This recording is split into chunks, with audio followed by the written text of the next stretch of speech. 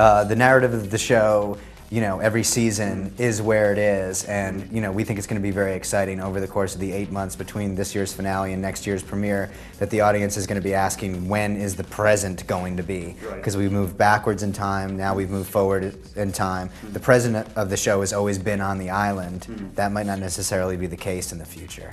The finale is exactly what it was going to be, but some of the episodes leading up to the finale, we just had to dance a little faster.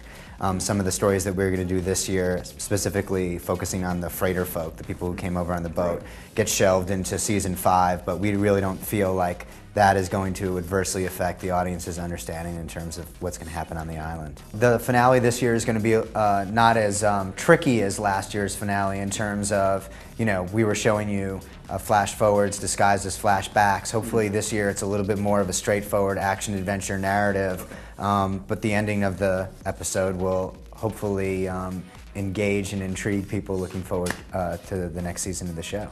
Carlton and I worked so hard to get the show to end that I think it would be, to suddenly go, oh, we've got another season left in us, would be sort of a betrayal to everybody involved in the show, but most importantly, the audience. The idea of basically saying, wow, the show is still getting good ratings and you still seem to be watching it and you're calling for more.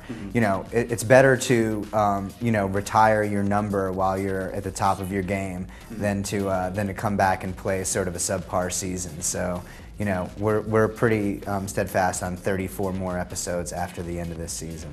Carlton and I are both deciding what our undisclosed location is going to be. We're going to go into hiding for a series of many, many months. David Chase set a great example when he went off to Paris after the Sopranos finale, which was great because all these people are going to be asking, what does it mean? What is it? The fact that there's no one really around to answer that question forces people to kind of come up with what they think it means. We can guarantee that our show isn't going to end with a cut to black. It will be a little bit more clear than that. But at the same time, when anything that you love ends, whether it be, Seinfeld or Cheers or, or The Fugitive, there's a certain disappointment when The Fugitive has been on the run looking for the one-armed man. Suddenly he finds him. You've been wanting that to happen for so long, but when it actually happens, you're sort of a little bit disappointed. So, I can't project what it's going to feel like for the audience, but as writers of the show, we're moving towards the end point. We're already starting to feel sort of a sense of, oh, this is a relationship that's about to end.